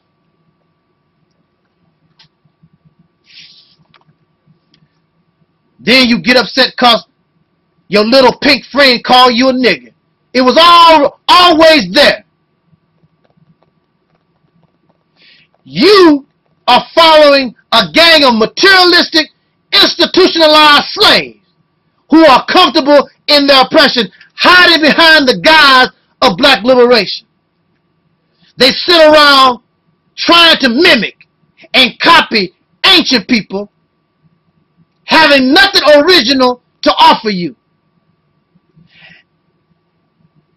They claim things, they claim that the racist people plagiarized from Africa, but when you look at them, they are nothing but a bunch of black power plagiarists. They always talk about how they expose the crackers, but the only thing they do is sit around and plagiarize and do the same thing that the crackers do, plagiarize.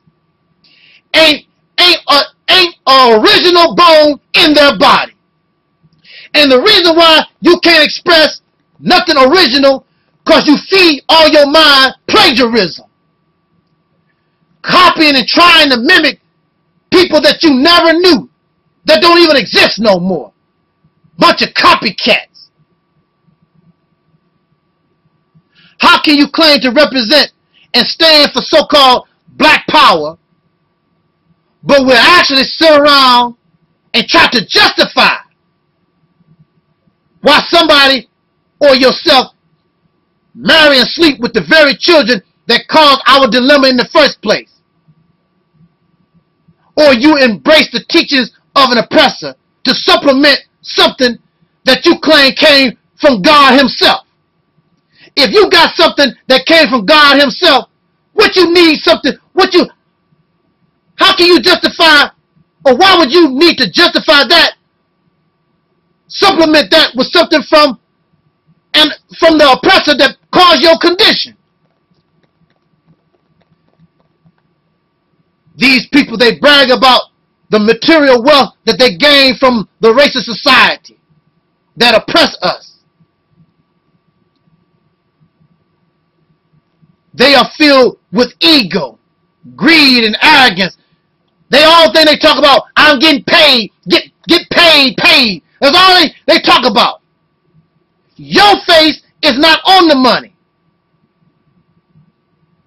It is the racist people that's on the money, and it's the racists that give that money value. You don't. The only thing you can do is try to get some and spend it. You don't give it value. Celebrity seekers. That's what they are. No plans to conquer the races. They have never attempted to conquer the races. They are not making no plans, I can guarantee you, to conquer the races. But they are making plans to make businesses and have a beautiful life in the house of the races. It is sad that in this day and time, brothers and sisters, y'all so smart, but you have been tricked by these persons who have no idea of what black liberation truly is. A bunch of black conscious, black power coons who actually are comfortable living in their oppression. Living in their oppression, excuse me. I'm getting sort of tongue-tied. Throat is a little dry. Pardon me. I'm almost done. I'm almost done with this rant.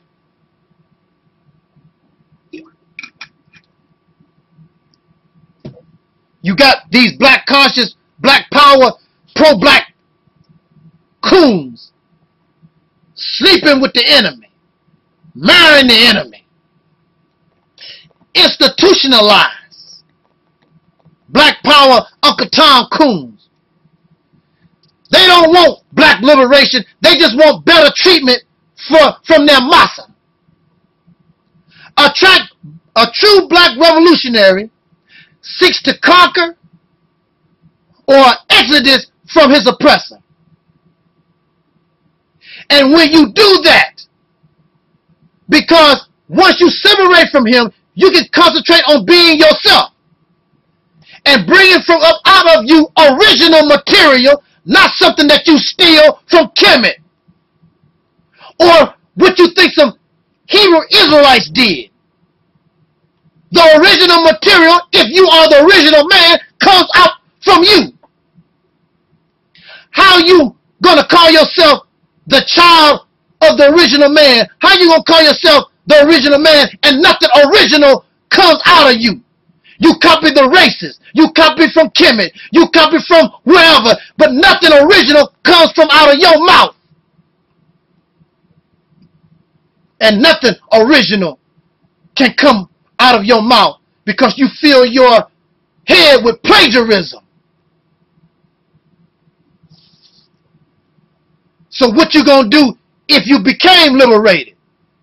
Just copy what somebody else done. What they did. What's the sense of being liberated? Just to be a copycat.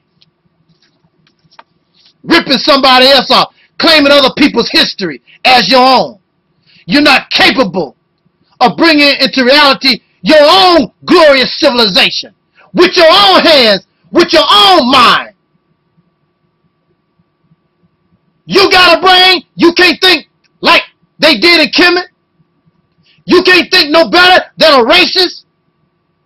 You can't think you inferior to those who were in Timbuktu. You just a big old copycat running around here, a professional plagiarist.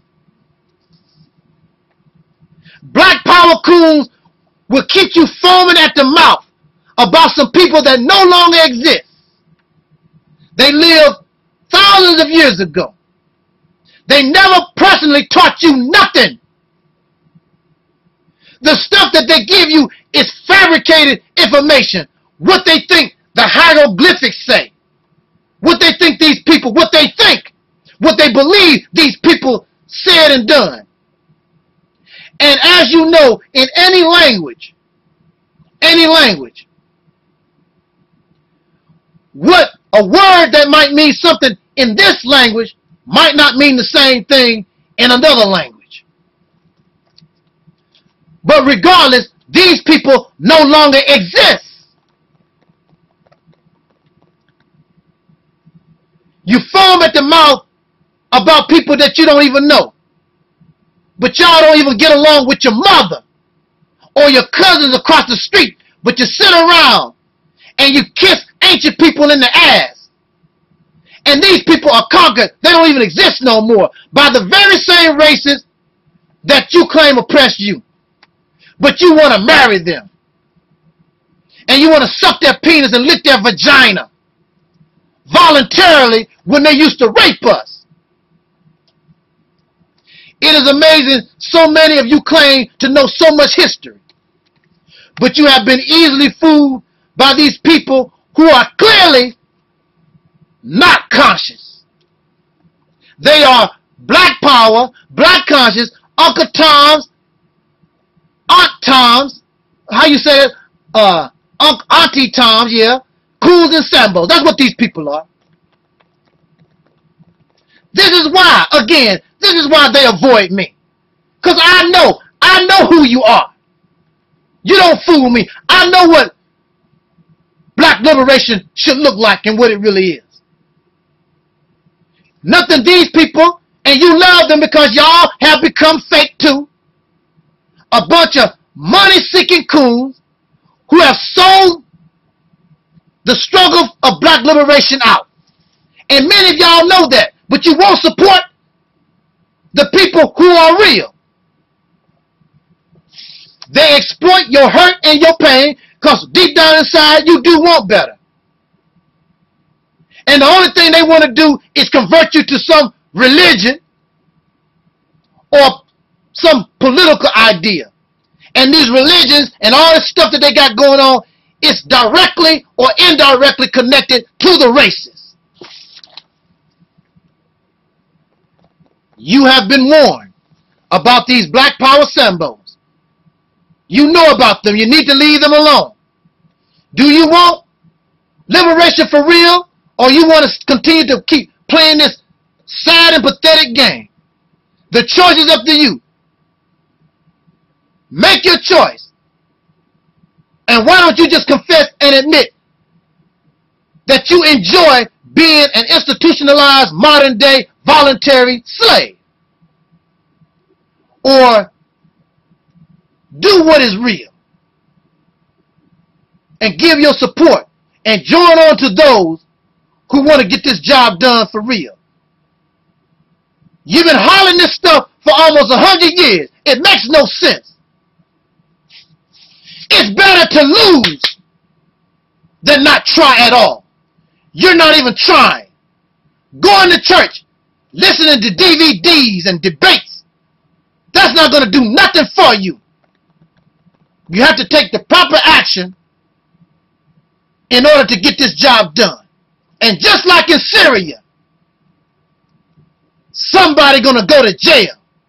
Somebody going to have to die. And if you're not willing to make that sacrifice, then please shut up and stop bringing embarrassment to what we call black liberation. Because you make it look like a joke to all revolutionaries in history. You make revolution look like a joke. And I can guarantee you, those fighting in Libya, not Libya, Syria, ain't nothing funny. Ain't nobody on the street corner selling DVDs and going to debates. They taking it straight to the enemy. And until you take it straight to the enemy, you will always be seen and known as a joke. But these Uncle Tom coons, they'll keep y'all living in la-la land. And you keep feeding off these delusions and fantasy of what liberation is supposed to be. And you will die a slave. And you will guarantee that your children and your children's children die a slave. Is that what you want? Then you got it. Stop being so fake. With that said, jot down your comments. Let's talk about it. This was a long one, but I love every moment of it. Thank you for listening. This is your brother, Talik Ibn Ra. This was and is the Reality's Temple on Earth.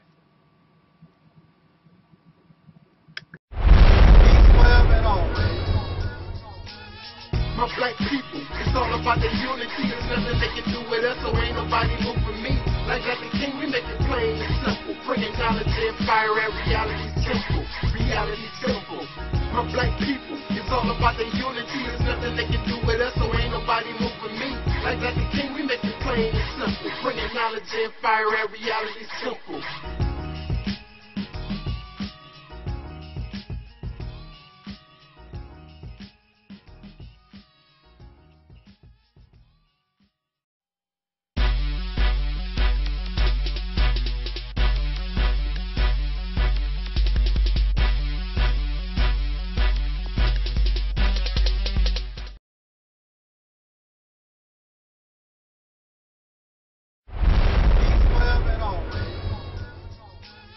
My black people, it's all about the unity. There's nothing they can do with us, so ain't nobody moving me. Like the king, we make it plain and simple. Bringing knowledge and fire at reality's temple. Reality's temple. My black people, it's all about the unity. There's nothing they can do with us, so ain't nobody moving me. Like the king, we make it plain and simple. Bringing knowledge and fire at reality's temple.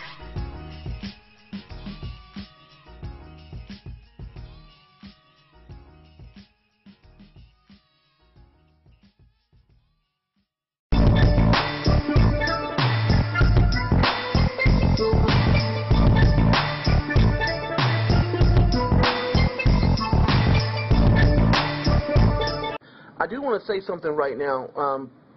There is a YouTuber who has really got in my heart. and that is Angel Snub Nub 7. He reminds me a lot of my father.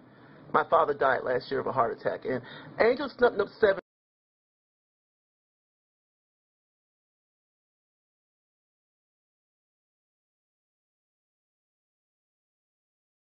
straightened me out.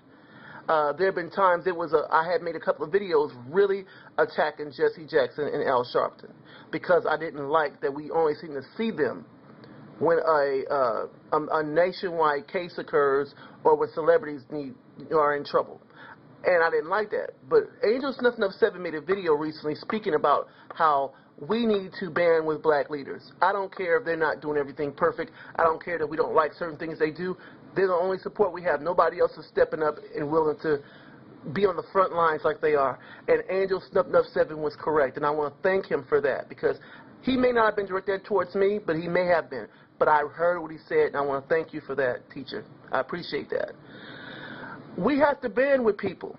Even though I do critique and I do make comments about what's going on with the black gender war, I don't hate black men.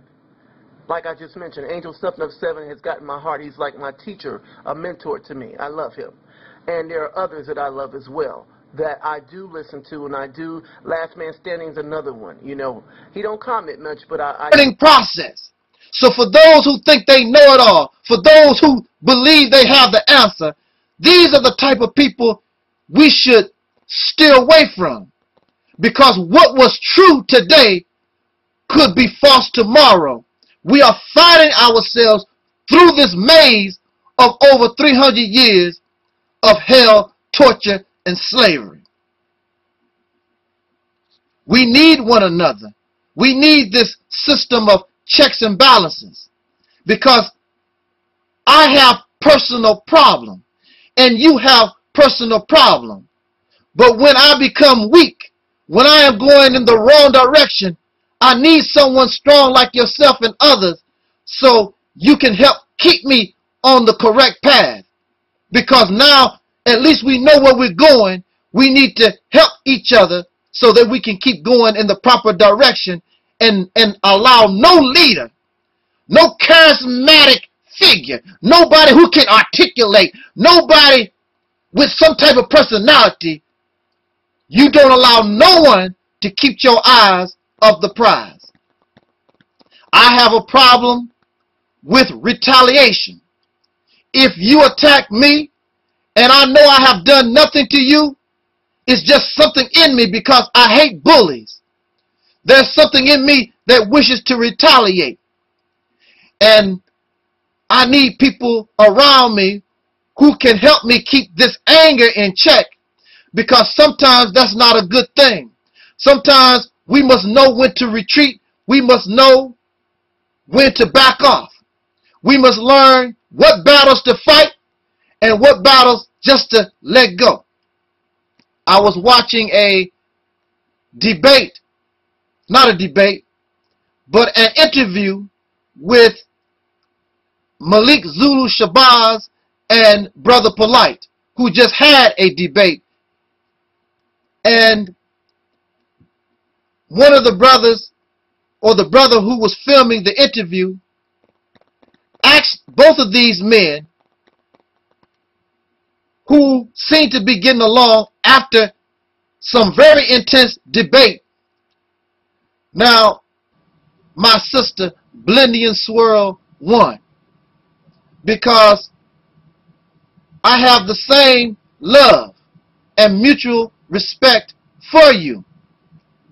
Not only as a sister, as a fellow traveler on this carriage that we call black conscience or liberation, in need of a black revolution. We need a black awakening of the mentality of these who are descendants of slaves born in America. I am happy to know that you would view me as some teacher. But I am not your teacher. I am just a little brother expressing my experience and telling what I have learned and telling what I know through that experience. But you are just as much teacher as myself. There is a system of checks and balances. What I don't know, you may know. And what I know, then perhaps you can learn from me. There should be mutual respect. And so, as you view me as a teacher, I also view you as a teacher. In fact, I view us as a people as the best of teachers. The only problem for many of us is that we are not in our right state of mind. We're not on the path. So people like myself and you, we are here. And our mission is to help our people get on the right path, to find the right mentality, because once you find that right mentality, freedom, justice, and equality will no longer be something talked about. It will be something that is gained. I am not ashamed to say I don't know it all. I'm very sure that you are not ashamed to say that you don't know it all. And when you know it all, you are incapable of learning. But in our situation and in the universe, it is always a learn. What did you learn from the other? Brother Malik described very well what he learned from the younger Brother Polite. Brother Malik coming from an older generation. And then Brother Polite was asked, what did you learn from Brother Malik? And to me, Brother Polite responded very weakly, as though he really did not learn anything from his elder. But he did say, I learned discipline. I learned how to control my anger. That is all that you learned. You did not learn anything from this debate, besides you had to control your anger because you disliked what somebody else was saying.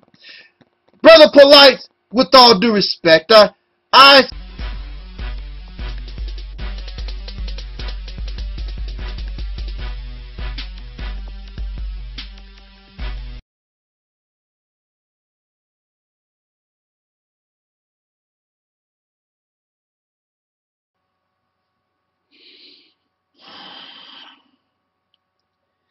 in the name of my ancestors, peace forever and always, and welcome to another edition of the Realities Temple on Earth Internet Ministry. Of course, I am the gatekeeper or the host of this particular program, known here on the internet as the mighty Angel Snub 7. I am your brother, and hopefully your friend, Talik Ibn Ra. I have a lot to cover in just a few minutes, so on this busy, let ye get busy. I want to send this message to the Caucasian, the pink people, or the white people of America, and really around this planet, but particularly here in the United States of America. When we go to the store, You know he's watching, and there are others that I admire them, and those are ones you can work with. Those are ones that you can, we can unify with. peace forever and always. I am the Angel Snub 7. This is the Realities Temple on Earth, and I would just like to take a few minutes to respond to the most beautiful and wonderful, inspiring words from my sister, Blendian Swirl 1. It is amazing that every time I feel as though I should become silent, every time I feel as though I should just shut my mouth and just let all of this black liberation, black conscious revolution, all this type of stuff when I believe that I should just give up, stop making videos, just be quiet, make it a done deal. Somebody, one of you out there somewhere, always step up and you say those things and you bring forth words to continue to feed the fire of a desire that is within me and has been within me ever since I was a little boy. I would like to see on my deathbed that these who are the descendants of slaves born in America, I would like to know, as I take my last breath, that at least you are on the right path to go to that mountaintop that our brother Martin Luther King knew that he could not go with you. And I also know that I will not be able to go to the top of that mountain. But I do hope that, unlike Dr. King, perhaps, like they say in religion, I would be blessed to see us in that direction and on our way. I thank you so much, and it is an honor